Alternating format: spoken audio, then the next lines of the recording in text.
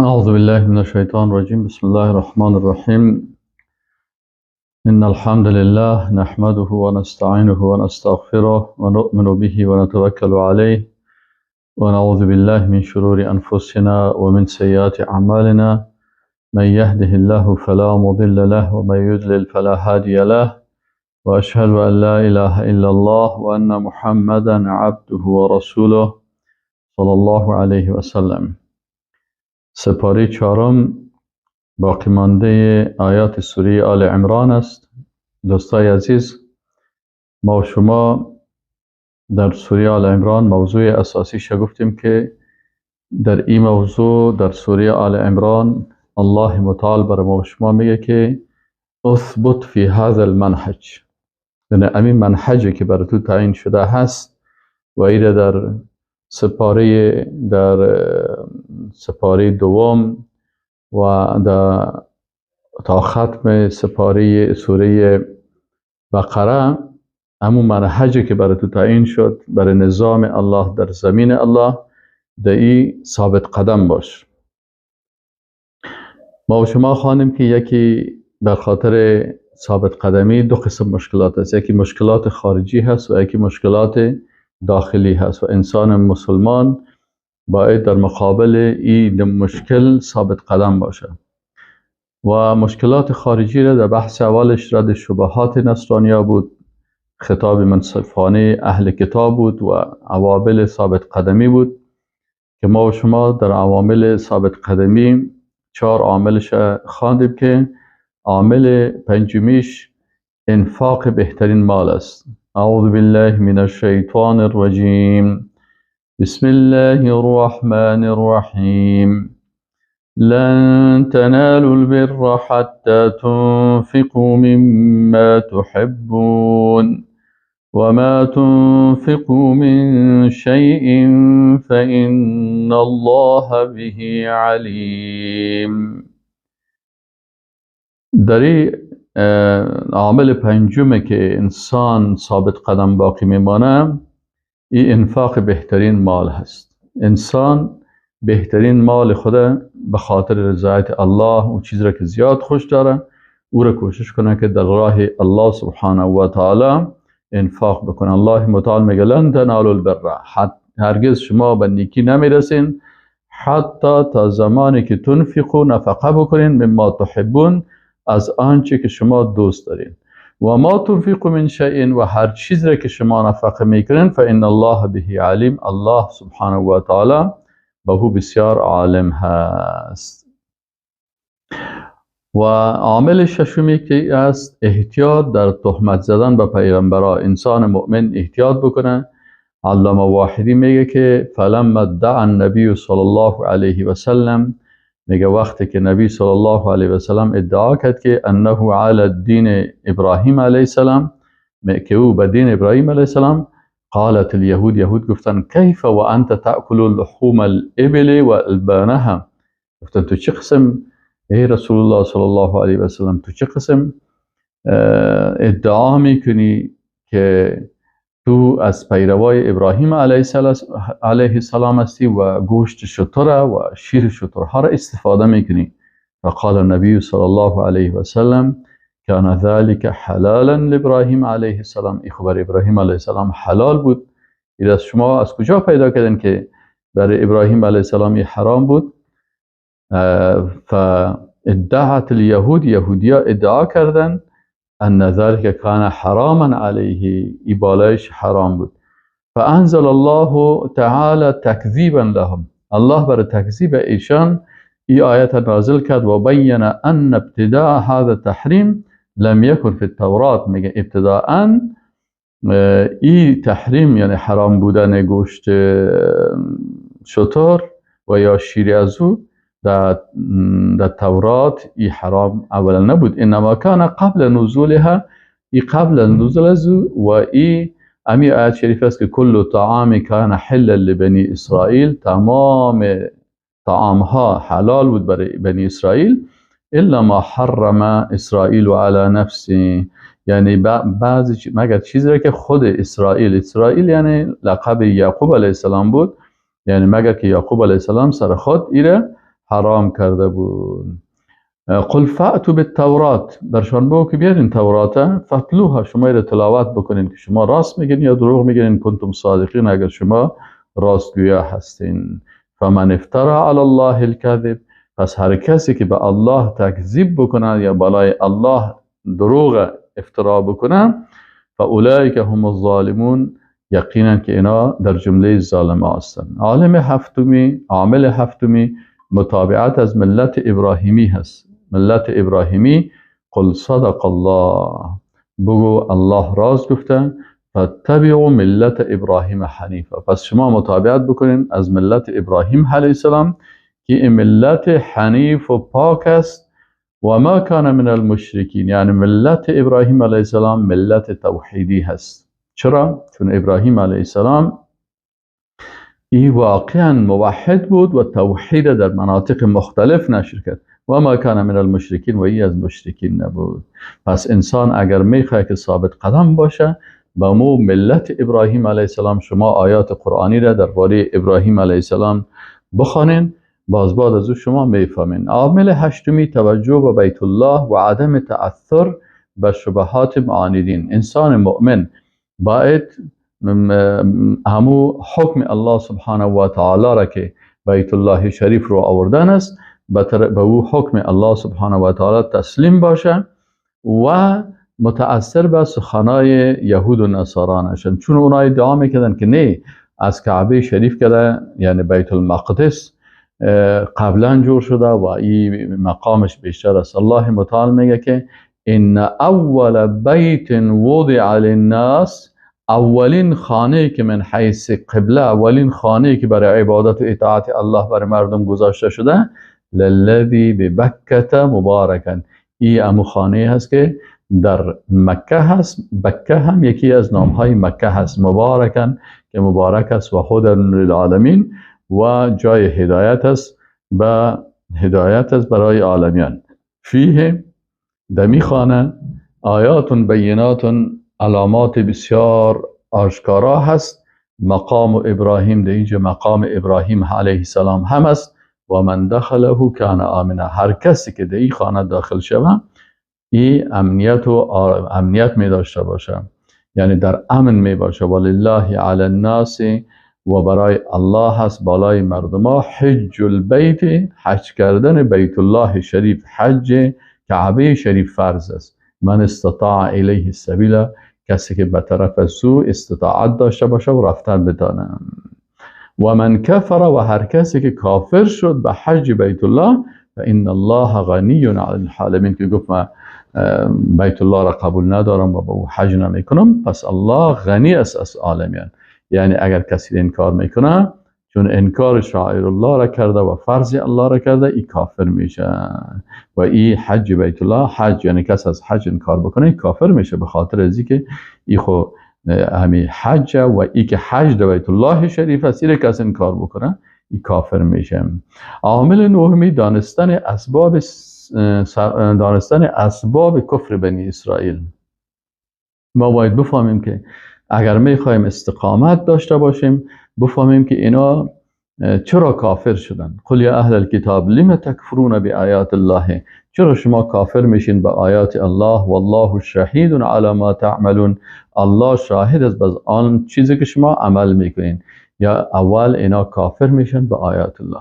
پس انسان بسیار احتیاط کنه که به آیات الله کافر نشه. حالا بسیاری کسا هست مثلا بسیاری آیات قرآن انکار میکنه. مثلا در آیات قرآن بسیار ذکر شده، مثلا در صحابه گفته شده مؤمنین، لقد رضی الله عن المؤمنین، الله راضی شد از مؤمنا. این مؤمنا کی بودن؟ کسایی بودن که در بیعت الرضوان، در زیر درخت، اینا با رسول الله صلی الله علیه و سلم بیعت کردن، دست خودمون جماندن و این آیت قرآن نازل شد. تقریبا 1400 یا بیشتر از این صحابه بودن. 1400 صحابه در این مثلا ابوبکر صدیق، عمر فاروق، علی رضی الله عنه، حتی عثمان که رفته بود در مکه، به عوض دست از او رسول الله صلی الله علیه و سلم دست خود میمانه. و یعنی اینا در اینجا شامل هستند. پس خلفای راشدین، مهاجرین و انصار، الله از اینا راضی است. اینا اگر کسی این قبول نمیکنه کافر میشه. به این معنا که مثلا به این آیات قرآن انسان کافر شده.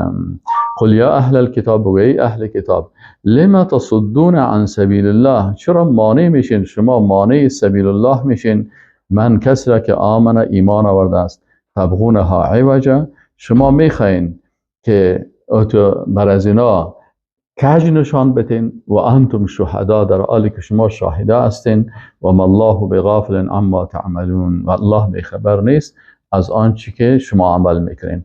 یعنی انسان مؤمن وقتی که امراض امتهای دیگر را میبینه که به چی سبب اینا کافر شدن، به چی سبب اینا مرتد شدن، و وقتی که اینا مرتد شدن و از دین گشتند و ادعای ایمان میکردن، الله متعال اینا را تکفیر کرد و گفت که شما کافر هستین. و حتی پیروای ابراهیم علیه السلام که میگفتن مثلا قریشی ها که ما پیروای ابراهیم و اسماعیل علیهم السلام هستیم، لکن اینا بدعت های کفری را کرده بودن که بالاخره اینا کافر شدن. الله متعال و رسول الله صلی الله علیه و سلم گفت که قل یا ایها الکافرون، اینا را تکفیر کو و برشان بگو که ای کافرها، چون اینا مرتد هستن. وقتی که یک نفر مرتد باشه و ای کافر باشه پیش الله، هر قدر که ادعا بکنه ادعای دروغین نمیشه. از این خاطر فهمیدن مرضهای امتهای قبلی منفعتش چی است که انسان خود از این امراض حفظ میکنه و ثابت قدم میمانه. عامل دهم که است عدم پیروی اهل کتاب. یعنی یا ایها الذین، یعنی انسان اگر میخواد که در راه حق ثابت قدم باشه، نباید در اقدام اهل کتاب که اینا گمراه شدن پشت از اونا بره و از اونا اطاعت و پیروی بکنه. یا ایها الذین آمنوا، ای مؤمنان، ان تطیعوا فریقا من الذین اوتوا الکتاب، اگر شما اطاعت بکنین از فرقه از اهل کتاب، یردوکم بعد ایمانکم کافرین، شما را بعد از ایمانتان کافر میسازن، شما را یردوکم یعنی مرتد میسازن، شما را بعد از ایمانتان. و کیف تکفرون، و چه قسم کافر میشین، و انتم تتلى علیکم آیات الله، و بالای شما آیات الله تلاوت میشه، و فیکم رسوله، و در بین شما رسول الله هست. و من یعتصم بالله، و هر کسی که اعتصام یعنی به الله بیاره و تمسک به الله و کتابش بیاره، فقط هدی الی صراط مستقیم، این هدایت شده به راه راست. عامل 11 تقوای حقیقی است که انسان مؤمن چی نجات میده و چی ثابت قدم میمانه. تقوای حقیقی هست. یا ایها الذین آمنوا اتقوا الله، ای مؤمنان از الله بترسین، حق تقاته، تقوای حقیقی، ولا تموتن، و ممیرین الا و انتم مسلمون، مگر در حالی که شما مسلمان باشین. عامل 12 چی است؟ تمسک به قرآن عظیم الشان است. میخوای ثابت قدم باشی، تقوا داشته باش و تمسک به قرآن عظیم الشان داشته باش. چون رسول الله صلی الله علیه و سلم گفته است که ترکت فیکم ما ان تمسکتم بهما لن تضلوا ابدا، دو چیز بر شما ترک کردیم که اگر به شما تمسک به دو چیز بکنین، اینا محکم بگیرین و مطابق از عمل بکنین، هرگز گمراه نمیشین. کتاب الله و سنتی، کتاب الله و سنت رسول الله صلی الله علیه و سلم، این دو چیز سبب نجات انسان هست. اگر کسی از کتاب الله دوری میکنه، هم ای بیدین میشه و گمراه میشه، و اگر کسی از سنت رسول الله دوری میکنه، هم به این مرض کفر و شرک و ارتداد چی میشه؟ مبتلا میشه. الله متعال میگه واعتصموا بحبل الله جمیعا، و شما تمسک بورزین بحبل الله، بر رسمان الله. منظور از رسمان الله یعنی این حبل رسمان الله کتاب الله هست، جمیعا تمامی، ولا تفرقوا و تفرقه نکنین. و اذکروا نعمت الله علیکم، و شما یاد کنین نعمت الله را بالایتان، اذ کنتم اعداء، شما دشمن نبودین، در بینتان یکی دیگه تان میکشتین، قتل میکردین، فالف بین قلوبکم، الله در قلبای شما چی انداخت؟ الفت انداخت. به سبب چی؟ فاصبحتم بنعمته اخوانا، شما به نعمت اسلام برادر یکی دیگر شدین. انما المؤمنون اخوه و کنتم علی شفا حفرة من النار، شما در کرانه اموکند دوزخ بودین. در بغل لبش همین در بغل امو کرانه بودیم که اگر که دکه میخوردیم در آتش دوزخ خطا میخوردیم. فانقذکم منها، الله شما را نجات داد از چی؟ از این آتش دوزخ. با چی؟ با کتاب الله و سنت رسول الله صلی الله علیه و سلم، با وحی الهی. خب کذالک این چنین یبین الله لکم آیاتی، الله بیان میکنه برای شما آیاتش را، لعلکم تهتدون، شاید که شما هدایت شوید. عامل 13 یا سبب 13 استقامت و ثابت قدمی در منهج الله چی است؟ دعوت است. شما ولتکن منکم امه، از جمله شما یک تعدادی باشند که یدعون الی الخیر، که اونا دعوت میکنن به طرف خیر. یعنی این کسایی که دعوت میکنن، امام بخاری رحمه الله میگه که باب العلم قبل القول والعمل، اول باید علم باشه. این باب علم است، اول باید انسان علم داشته باشه، بعد از این سخن عمل بکنه.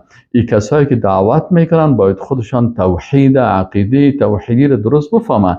در غیر از او انسان اگر خودش عقیده توحیدی رو نفهمه، از پیش اشتباهات میشه. 10 سال بعد 15 سال بعد میفهمه که ما بسیار غلطی کردیم، اشتباه کردیم، کلمات خطرناک از زبان ما برآمده، حتی خودم در شرک مبتلا شدیم، در بسیار حالات خطرناک.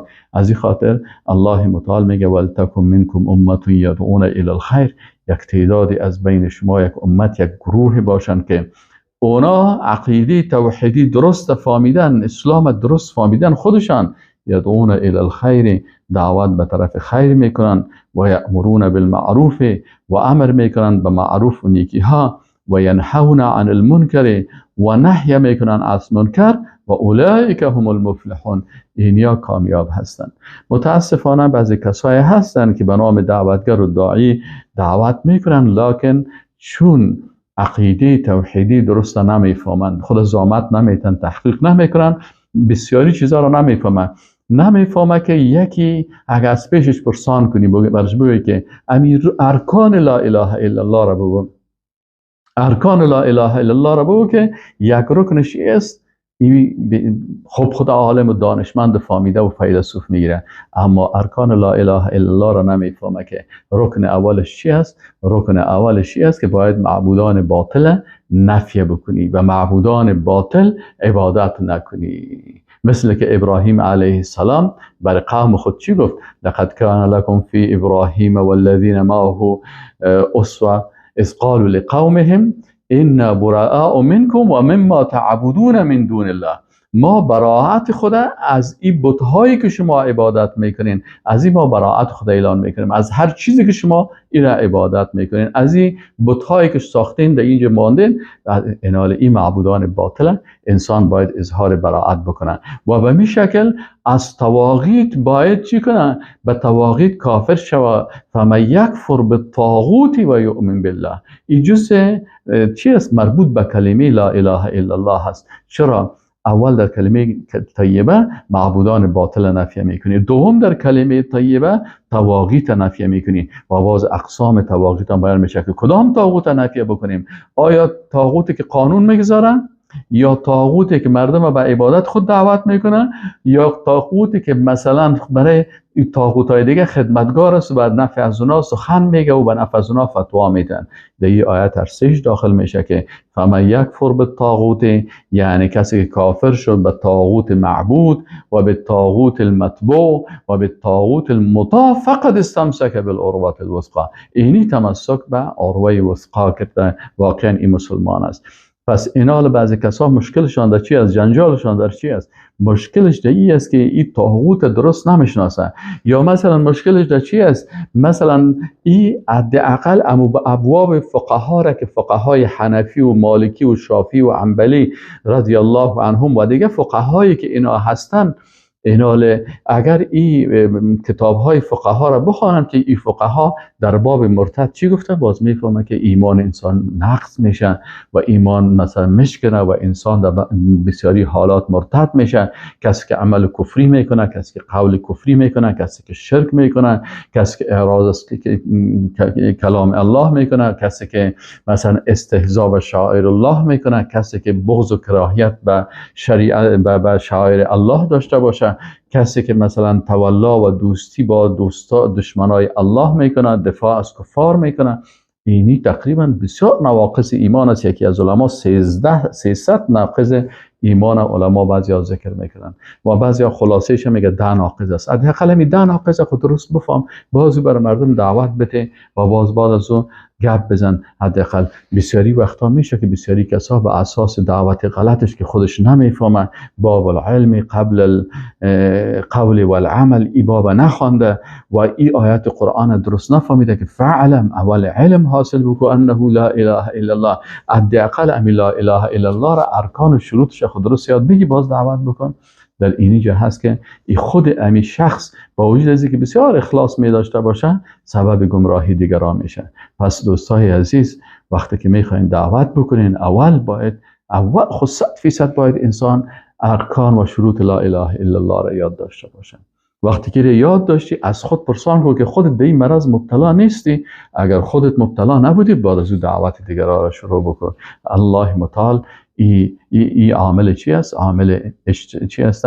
عامل کامیابی و سعادت انسان است که انسان عقیده توحید درست بفهمه و دیگران را به طرف از این عقیده دعوت بکنه. در غیر از اون انسان‌های بیدین یا انسان‌های بیخبر وقتی اونا دعوت میکنن هم خود گمراه میکنن هم دیگران را هم گمراه میکنن. عامل 14 چی است؟ اجتناب از تفرقه و اختلافات است. اگر شما مؤمن واقعی هستین در بین مؤمنین تفرقه اندازی نکنین. اگر کسی نواقض ایمان بود برش بگو که بر از او هم خوب است، چرا او وقتی بفهمه که من در ناقضی از نواقض ایمان داخل هستم توبه میکنه و رجوع میکنه. اما اگر کسی هیچ ناقضی از نواقض ایمان در وجود از او نیست، مؤمن از کلمه خوانده عبادت میکنه، طاعت الله را میکنه، پس شما در این راستا تفرقه نکنین، بین هم تفرقه نکنین. در مسائل که مثلا اجتهادات است، مسائل فروعات مثلا اجتهادات است، پس در اینجا اگر یک کسی به یک اجتهاد از اجتهاد علمای اسلام که او اجتهادم درست می باشه مثلا اجتهاد کرده، خب اجتهاد کرده یک چیزی را انال این شخص به اجتهاد از او عمل کرد، شما کوشش کنین تفرقه افکنی نکنین، برش خوبتر بفهمین که اگر اجتهادی رو بگی دوست عزیز. مثلا ما شما سوال میکنیم اینی اصل دین است. اینی یک وقت یک کس از ما پرسان کرد گفت استاد این 4 مذهب است. ما گفتم بله 4 مذهب است و حتی مذاهب دیگه هم است. اگر شما کتاب الفقه الاسلامی و ادلته رو بخوانید، این از چی است؟ از امام از دکتر وهب زحیلی هست. شما امی الفقه الاسلامی و ادلته رو بخوانید، امی جلد اول از این وقتی که درباره مذاهب گپ میزنه میگه در وقت امام ابو حنیفه رحمه الله وقتی که گپ میزنه میگه 14 مذهب بود، 14 عالم 14 مذهب داشتن. از این 14 مذهب میگه 4 تاش بسیار چی شدن، مشهور شدن، دیگرایش رفتن. اگر در وقت امام ابو حنیفه رحمه الله 14 مذهب فقهی بود، خود اجتهادات بود مثل 14 معلم دین. حالا تو خونه میشه که انسان یک معلم دین محکم بگیره.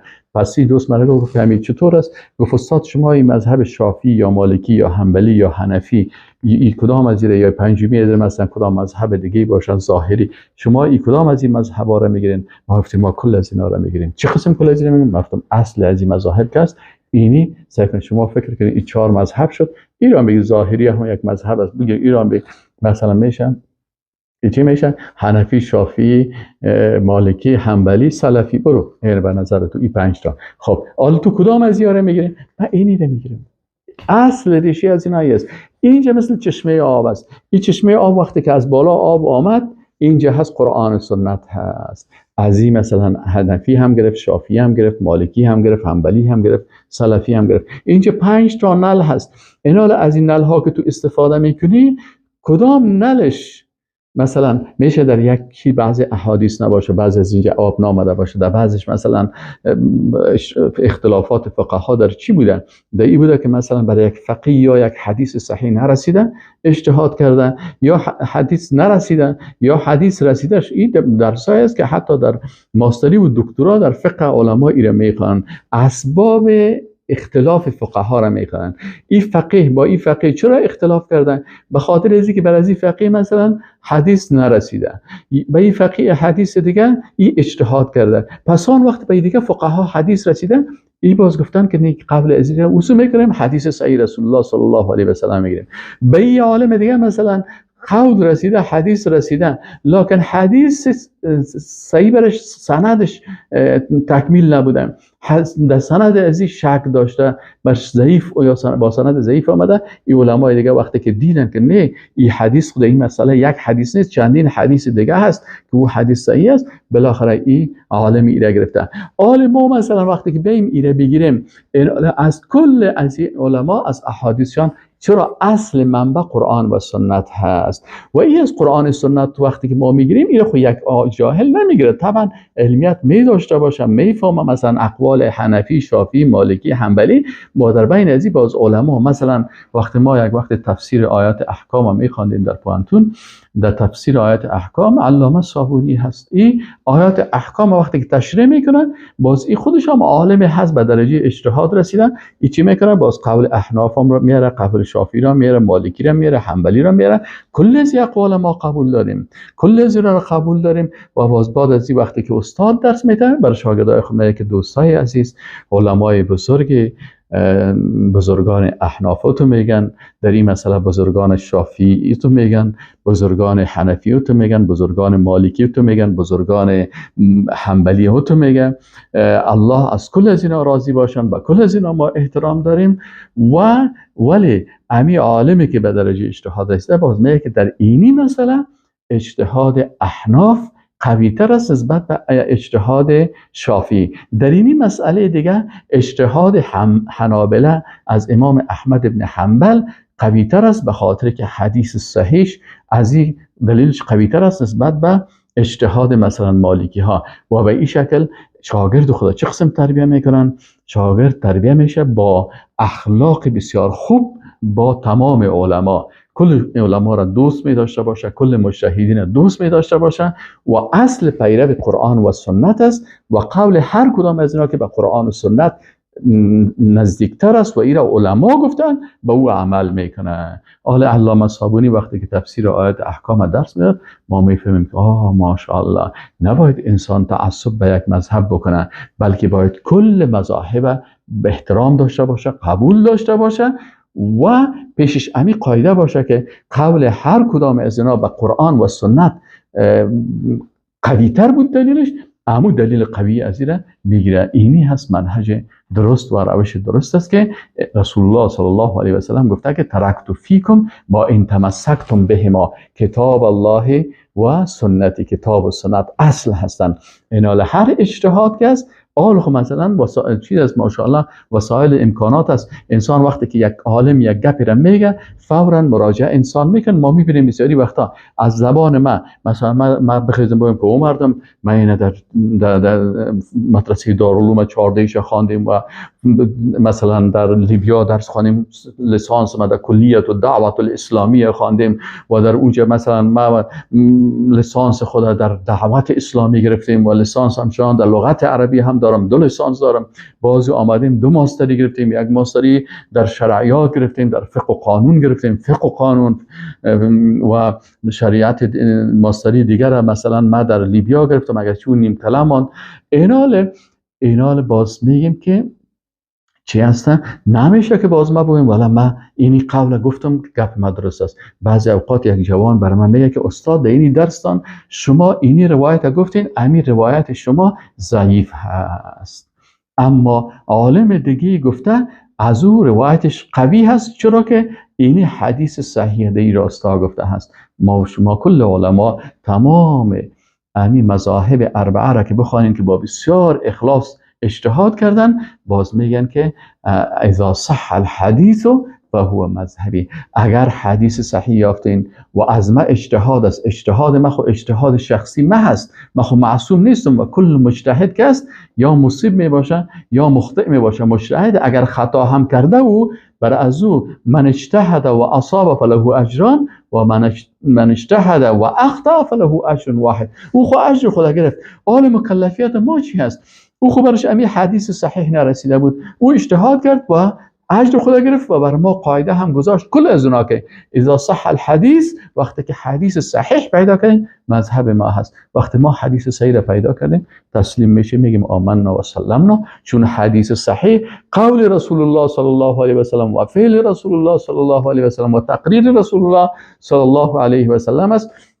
و ما ینطق عن الهوى و قول پیغمبر وحی است، او از دل خود گپ نزده. این حال ما وقتی که برای ما وحی صحیح از رسول الله صلی الله علیه و سلم رسید، ما مکلفیت داریم به او عمل بکنیم و این هست راه درست و راه نجات، و بدون تعصب و بدون تکبر و بدون بیادبی و بدون مثلا جهالت، بلکه به کل علما احترام میکنیم، به کلشان دوست داریم و بزرگای ما هستن.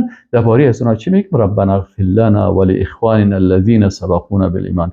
یا الله ما را ببخش و کسانی از برادرای ما که با عقیده توحید از دنیا رفتن، اونا را هم یا الله ببخش. ولا تجعل في قلوبنا غلا للذين امنوا. یا الله به قلبهای ما دشمنی و کدورت برای کسایی که مؤمنین موحدین در این عصر است در بین ما ایره نگردان. این صفت مسلمان ها هست که در قرآن عظیمشان ذکر شده است. مطلب دومی که در این سوره ذکر میشه چی هستن؟ خب اینجا الله متعال عامل 14م چی بود؟ اجتناب از تفرقه. ولا تکونوا کالذین تفرقوا. شما ای مؤمنان مانند کسانی نباشین که تفرقه کردن و اختلافوا و اختلاف کردن من بعد ما جاءهم البینات، بعد از اینکه برشان دلایل روشن آمد. و اولئک لهم عذاب عظیم. برشان عذاب سرسخت است کسایی که مثلا تفرقه میکنن با کسانی که اختلافات، مثلا اختلافاتی که نباید مثلا در مسائل فروعات جنجال بکنی و مردم اذیت و آزار بکنیم، بلکه به خاطر از اینکه او انسان عقیده توحید صحیح داره، ایمان صحیح داره، تقوا داره، در نواقض واقع نیست، موحد است، لکن به امر از او اختلاف در نظر داریم. از این خاطر نباید در مسائل فروعات انسان تفرقه افکنی بکنه و اختلاف بکنه، بلکه علما هم که بودن اونا اجتهاد میکردن. حتی در عصر رسول الله صلی الله علیه و سلم صحابه اجتهاد کردن. مثلا وقتی که رسول الله صلی الله علیه و سلم گفت که لا یصلین احدکم العصر الا فی بنی قریظه، گفت که هیچ یک از شما نماز عصر نخوانه مگر در بنی قریظه. وقتی که صحابه حرکت کردن به طرف بنی قریظه، یک تعداد صحابه دیدن که آفتاب زرد شده میره. گفت نه، رسول الله صلی الله علیه و سلم خب ما را نگفته که ما نماز عصر قضا بکنیم، نماز میخوانیم، هدف رسیدن در بنی قریظه است، اونجا باز خدا میرسانیم برای جهاد در بنی قریظه در مقابل یهودیا. و یک تعداد صحابی گفتن نه بر ما رسول الله صلی الله علیه و سلم گفته که نماز عصر نخوانین مگر در بنی قریظه بخوانین. پس ما این قسم فهمیدیم، ما اینجا نمیخوانیم، میرسانیم. اونا خود رسانن در بنی قریظه و نماز عصر در اونجا خواندن. وقتی که اردو گروپی که اجتهاد کرده بودن پیش رسول الله صلی الله علیه و سلم آمدن، ببینید این مسئله اجتهادی، وقتی که اجتهاد کردن پیش رسول الله صلی الله علیه و سلم آمدن، رسول الله صلی الله علیه و سلم اردوشان تایید کرد، نماز شما هم درست است، نماز از اونا هم درست است. پس به این خاطر در این مسائل اجتهادی اینجا کجا صحابه او ملامت نکرد. وقتی که اردوشان نماز خواندن، اردوشان عبادت الله را کردن، اردوشان به جهاد رفتن، اردو گروپ تمام موحد بودن، فقط در فهم از این حدیث که تطبیقش چه قسم در اینجا شود، در وسط راه شود یا در اونجا شود، در اینجا اجتهاداتشان فرق کرد و رسول الله صلی الله علیه و سلم هر دو اجتهاد قبول کرد، هر دوش قبول کرد. و بعضی اوقات تو میشه که مثلا دو اجتهاد یا سه اجتهاد میباشن، هر دو اجتهاد هر سهش میباشن. مثلا در هر اجتهاد یک حدیث است، حدیث صحیح پیدا میشه. پس ما نمیتونیم که باز در او قسمت چی کنیم؟ در او قسمت باید اختلافات و مثلا تفرقه افکنی شوند. مطلب دوم ما و شما رسیدیم که در آیت 106 شروع میشن. در این مطلب دوم نتایج ثابت قدمی است. کسایی که ثابت قدم می باشند و ایمان قوی می داشته باشند و امیر تقریبا 14 عامل ثابت قدمی که در اینجا بیان شد به این عمل میکنن، نتیجهش چی میشه؟ اولش است که یوم تبیض وجوه و تسود وجوه، در روزی که رویها بعض رویها سفید میشن و بعض رویها سیاه میشن، در اینجا روی از اینا روی سفید، چهره سفید، وجوه یومئذ ناظره الی ربها ناظره، چهرهشان با بشاشت می باشن. از کی؟ کسایی که ثابت قدم باشن. نه این نتیجه ثابت قدم است. یوم تبیض وجوه، روزی که بعضی از روحها سفید میشن و تسود وجوه و بعضی از روحهای دیگر سیاه میشن. فاما الذین اسودت وجوههم، اما کسایی که روحهایشان سیاه شد، اکفرتم بعد ایمانکم، آیا شما بعد از ایمانتان کافر شدین؟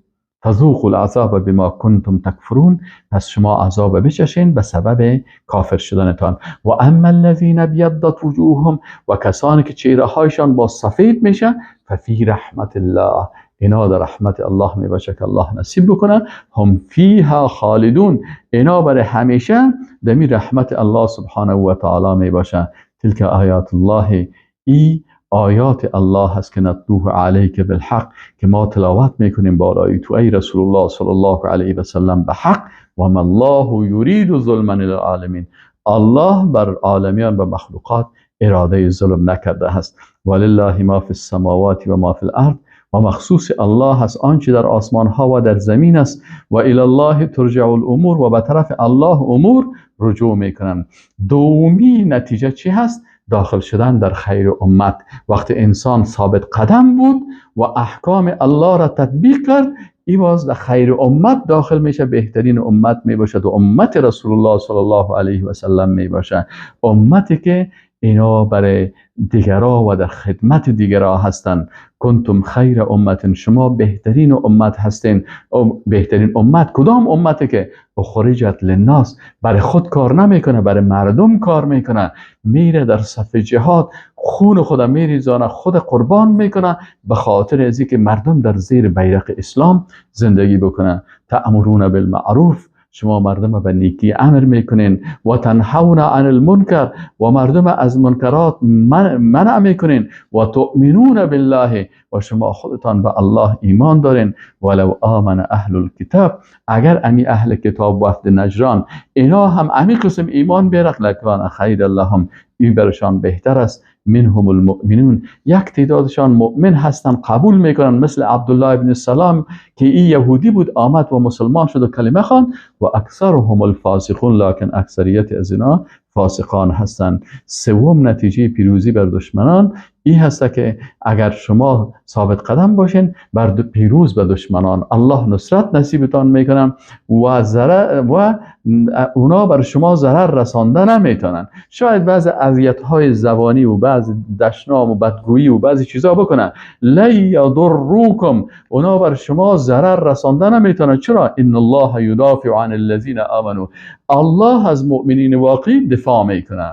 پس وقتی که الله دفاع میکنه، الله حفظ میکنه، الله رزق میده، الله زندگی میده، الله شفا میده، الله سعادت میده، الله قوت میده، الله ایمان نصیب میکنه، پس دشمنا بر شما هیچ چیز کرده نمیتونن. لن یضروکم الا اذى، مگر یک اذیت کوچک که بعضی اوقات بدگویی میکنن، زشتی میکنن، بعضی الفاظ زشت و بد اخلاقی که تربیه غلط شدن، تربیه ایمانی ندارن، تربیه اخلاقی ندارن، به این خاطر الفاظ زشت از زبانشان خارج میشن. اینمی قدر بعضی این تو کارا کرده بتانن. و این یقاتلوکم، اگر باز امین مردم امی بیدینا در صف جهاد قرار بگیرن، یولوکم الادبار، باز به طرف ما پشت خود دار میتن، فرار میتن. ثم لا ینصرون، باز اینا نصرت نمیشن.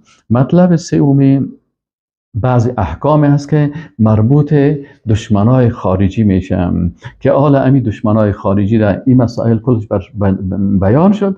آل احکام بیان میشه در خاتمه بخش اول که دشمنان خارجی و برنامه‌های فکری آنان با شبهاتشان وقت معرفی شد. در مورد دشمنان خارجی در آیات بعدی چی میشه؟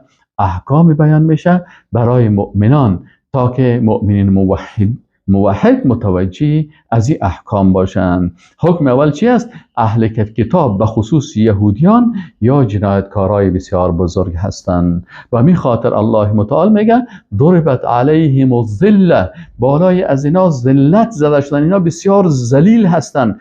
امروز که شما سعی کنین امی یهودیایی که صهیونیست هستن، اینا پیش تمام مردم ذلیل شدن. حتی افریقایی‌های سیاه‌پوست خیستن و گفتن شما جنایتکار و دشمن بشریت هستین.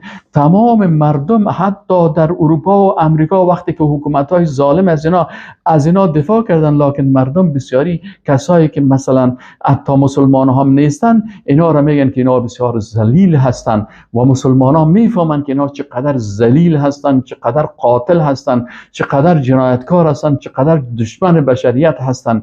الله متعال میگه که ضربت علیهم الذلة اینما ثقفوا الا بحبل من الله و حبل من الناس. میگه اینا در هر جایی که باشن اینا ذلیل هستن مگر ای که توبه بکنن و به طرف دین الله و به طرف کتاب الله رجوع بکنن و به طرف راهی که انسان ها اونا را بازبخشش بکنن. و با او به غضب من الله، اینا برگشتن به غضب الله. و ضربت علیهم المسکنه، بر از اینا مسکینی، تعمیرهای بسیار بلند دارن، مال بسیار پیسه دارن، لکن داخل آنقدر مسکین هستن، آنقدر چی هستن، استغنای داخلی ندارن، آنقدر مثلا محتاج هستن که بی نهایت زیاد. ذالک، چرا اینقدر اینا پست هستن و ذلیل هستن و چرا اینا اینقدر ذلیل هستن و رذیل هستن؟ ذالک بانهم كانوا یکفرون بآیات الله، به خاطری که اینا کافر شدن به آیات الله. و یقتلون الانبیاء بغیر حق، اینا تنها ملت مسکین و بیچاره فلسطین، زنای و طفلای بیچاره و موسفیدای بیچاره از اونا را به قتل نمیرسانن و بالای از اونا تحصیلات اقتصادی را نمیارن، اونا را در مشکلات قرار نمیتن، بلکه اینا یقتلون الانبیاء بغیر حق، حتی اینا پیغمبرا را به حق میکشتن. این قسم ملت ذلیل هستن. ذالک بما عصوا، چرا این کار میکنن؟ به خاطر از اینکه اینا عصیان کردن، سرکشی کردن، کافر شدن، به هیچ دین نیستن، به هیچ عقیده نیستن، نه گپ عیسی را قبول دارن، نه گپ موسی را قبول دارن، نه گپ الله را، حکم الله را قبول دارن، نه پیام پیغمبرا را قبول دارن، هیچ چیز قبول ندارن. و کانوا یعتدون، اینا همیشه تجاوز میکنن. دیگه چی هست؟ حکم دوم است که اهل کتاب به خصوص نصرانیان بعضی امور مثبت دارن. شما بعضی نصرانیان را ببینید که اینا توبه میکنن، مسلمان میشن. مثلا جوزف ادوارد استس ببینید مسلمان شده، در امریکا مردم به طرف دین دعوت میکنن. دیگه بسیار زیاد هستن نامایشان فراموش شده که اینا مسلمان میشن و به طرف دین. الله متعال میگه که لیسوا سوا، ای اهل کتاب کلشان یک قسم نیستن. من اهل الکتاب امت قائمه، یک تعداد امتی در اهل کتاب هم هستن، کسایی هستن، گروهی هستن که اینا به حق استاد هستن. یتلون آیات الله، آیات الله را میخوانن آناء اللیل، در قسمت های شب، و هم یسجدون، و اینا سجده میکنن وقتی که اینا حق قبول کردن. یؤمنون بالله، به الله ایمان میارن، و الیوم الاخر، به روز آخرت. و یأمرون بالمعروف، امر بر معروف میکنن، و ینهون عن المنکر، و از منکرات مردم منع میکنن. و یسارعون فی الخیرات، وقتی که پیغمبر به رسول الله صلی الله علیه و سلم خبر شون، قرآن خبر شون، به سرعت این خیر میگیرن و مسلمان میشن. و اولئک من الصالحین، اینا از جمله صالحا هستن. و ما یفعل من خیر، و آنچه از خیر انجام میدن، فلن یکفروه، پس هیچ وقت از او ثواب از او محروم نمیشن. والله علیم بالمتقین، الله به حالت متقیان با خبر از حکم سوم برای کافران. اموال اولادشان منفعت نمیرسانه. اینا فکر میکنن که ما مال زیاد داریم و اولاد زیاد داریم. ان الذين كفروا، یقینا کسانی که کافر شدن، لن تغنی عنهم، فایده نمیکنه از ایشان اموالهم، مالهایشان، ولا اولادهم، و نه هم اولادهایشان، من الله شیئا، از الله چیزی، و اولئک اصحاب النار، اینا صاحبای دوزخ هستن. یعنی مثل که صاحب اصلی دوزخ باشن، همیشه در دوزخ می باشن، هم فیها خالدون، برای همیشه در دوزخ می باشن. حکم چهارمی این است که بیان عدم فایده مندی نفقات بیدینا. اینا اگر مال خودم مصرف میکنن، هر قدر کنن، مثل ما ينفقون فی هذه الحیات الدنیا، مثال آن چیزی که اینا نفقه میکنن، مصرف میکنن در زندگی دنیا، که مثل ریح، مثل یک باد است، فیها سر، باد هست که باد سخت است، بسیار باد سخت است، که چی شود؟ که اصابت به حرث قوم، باد شدیدی برسه به کشزار یک قومی که ظلم و انفسهم، بالای نفس خود ظلم کردن، فاهلکت و کل زیر نابود کنن. تمام پیسایی که اینا مصرف میکنن، یک مرتبه الله اینا را کلش نابود میکنه. و ما ظلمهم الله، الله بالای اینا ظلم نکرده، ولکن انفسهم یظلمون، اینا بالای نفسهای خود ظلم کردن. وقتی که در قیامت، در روز آخرت، وقتی که ما و شما ببینیم و یا در دنیا ببینیم اینا را که الله به دست مسلمان ها اینا را هلاک بکنن، باز میبینیم که حق از اینا هست که اینا اینمی قسم باید هلاک شوند، سرای از اینا قطع شود و اینا نابود شوند. چرا؟ به خاطر و در روز آخرت هم وقتی ببینیم که الله اینا را در سختترین عذاب دوزخ اینا را میسوزانه، باز میفهمیم که الله سر از اینا ظلم نکردن، اینا خودشان به خود ظلم کردن و مستحق از این هستن. عدالت الهی تقاضا میکنه که بر از این جنایتکارا اما تو جزای سختی داده شود.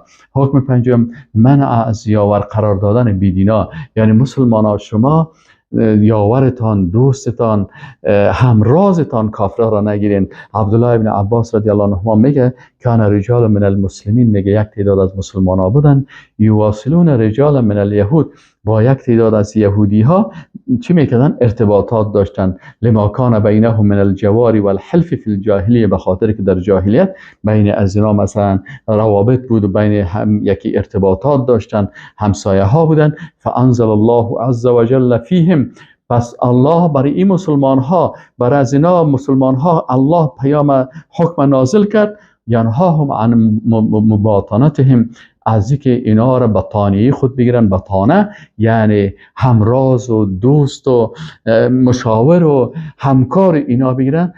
تخوف الفتنه علیه منهم، به خاطر از اینکه اینا، این یهودیا اینا را در فتنه نپرده. چرا؟ اهل بدعت، اهل کفر، اهل گمراهی، امرای از اینا که همرازی و دوستی و آشنایی کردی، خودت در فتنه کفر و بیدینی میپرتن.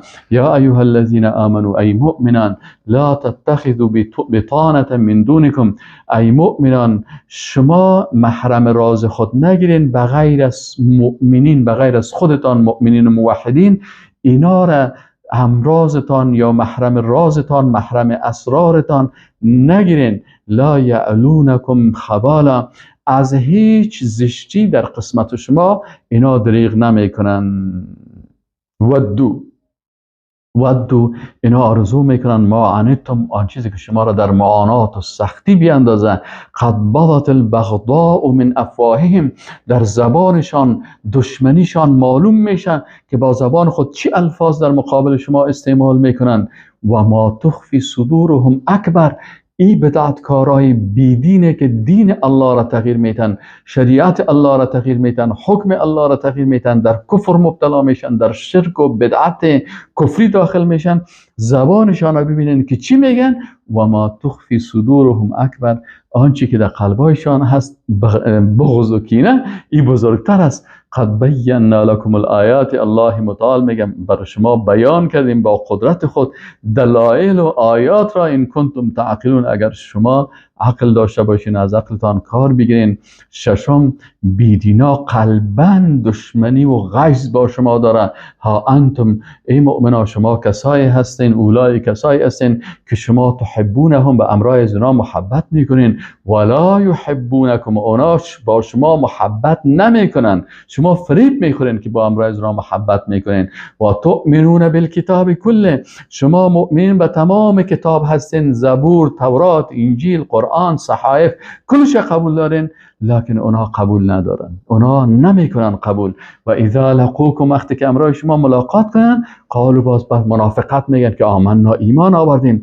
و اذا خلو، باز وقتی که تنها شدن، عضوا علیکم الانامل، انگشتای خود در دندانهای خود میگیرن، من الغیظ، از غضب بسیار زیاد. قل بگو برشان ای رسول الله صلی الله علیه و سلم، موتوا بغیظکم، بمرین بمی غیظتان، بمی غصه هایی که در قلبتان دارین، امی که نفسایتان پوندیده. غیظ چی نمیگه که داخل انسان اما تو مثل چی واره، مشک واره پونده باشه، نزدیک به کفیدن باشه. موتو، بمرین به اینمی مشک های کفیدگی داخلتان.